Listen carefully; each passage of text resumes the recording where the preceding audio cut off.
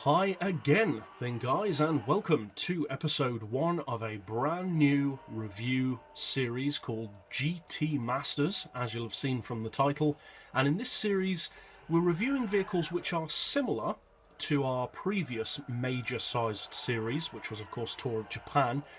The only difference, or the main difference, being that in this series the vehicles come from all over the world. You've got American cars, British cars, German cars, Italian cars, Japanese cars, all over the place. You've even got Belgium in here with the Gillet Vertigo. So, in this series we will be featuring some of the coolest GT class racing cars of Gran Turismo 6. And in this selection I will be including GT class vehicles from pretty much any category. So, Le Mans GT cars, GT3 cars, GT1 cars, GT2 cars, GTEs, technically they're not really on the game, but that kind of thing. And even purpose-built track day specials, as long as they conform at least roughly to GT specs and a GT style. So, we will be including vehicles like the Zonda R, the FXX, and the Mazda Furai. But in this first episode we are kicking off with the 1997 Lister Storm. It's powered by a 7-litre V12 engine, and it's one of my personal favourite GT cars in the game. It may even be my favourite GT class racing car. So what does it have to offer for those who haven't perhaps bought it yet? Well, it costs 1.45 million credits, which is a fairly common price for GT class vehicles.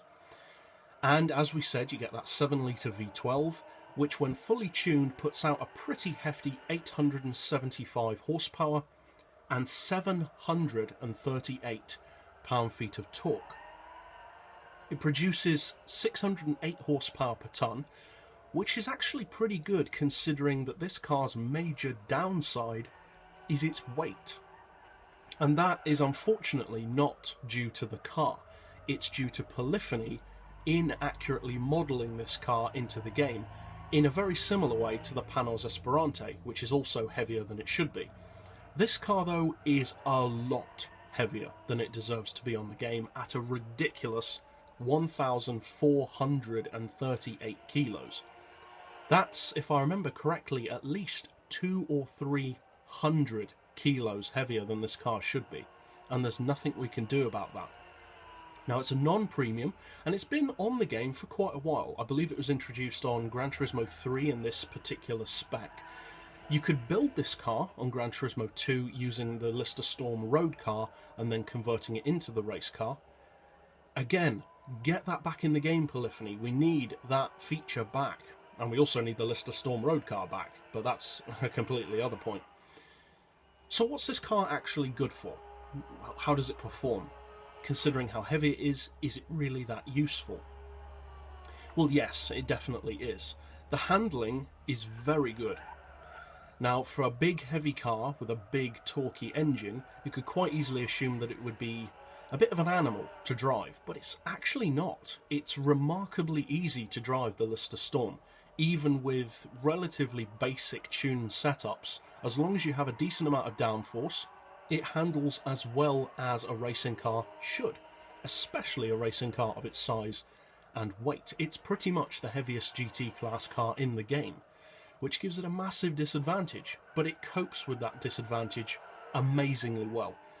Top speed wise, with low downforce, you're looking at around 235, so it's not the quickest, but it has enough performance to take on, say, a JGTC car, or most other Super GTs or GT class vehicles on most tracks. Not all tracks, but most. As far as acceleration, it's very good. To be honest, the acceleration has an interesting feature which you don't really notice initially, and that is because it has that big torquey V12. The engine is pretty much completely under stressed at all times. So in other words, the engine's never really being pushed as hard as many other racing engines would have to be, especially ones with a smaller capacity. So this car's acceleration is actually not as noticeable as some other GT cars. It doesn't feel that ferocious, but you actually realise how fast you're going, and the acceleration is actually relentless. It just keeps coming, more and more speed. And I like that. It means that the car gives you the performance that you need without it being rabid. Now, I know a lot of people probably like cars that are rabid, but I personally prefer vehicles that have a little bit of dullness to them.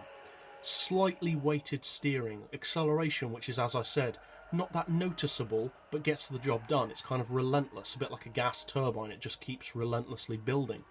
And this Lister Storm is like that. Now, can it compete on the top levels of GT racing? Well, if you put it up against something like an FXX, especially a fully tuned one, or a fully tuned Zonda R or a Furai, you're going to have trouble. On most tracks, you're probably not going to win. But if you put it up against the right competition, because this car can be fully tuned to 631 pp, it performs better at, I would say, around 600 to 630. It can beat rivals. Not that long ago, I raced this car on a 1-hour endurance race here at Daytona against a McLaren F1 GTR, and I won. So the car definitely has the potential to win.